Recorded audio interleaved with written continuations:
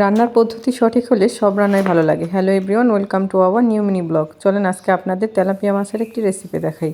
প্রথমে মাছগুলোকে ধুয়ে তারপর নুন এবং হলুদ দিয়ে মেখে কড়াইতে তেল দিয়ে সুন্দর করে মাছগুলোকে ভেজে নিতে হবে।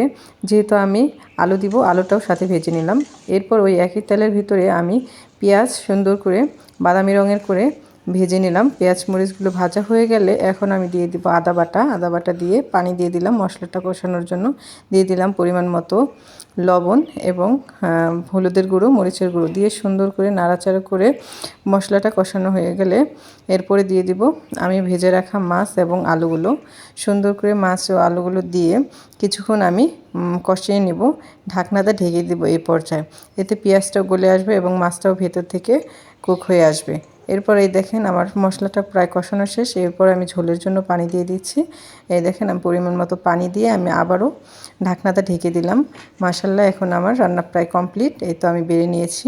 ভিডিওটি ভালো লাগলে প্লিজ সাবস্ক্রাইব।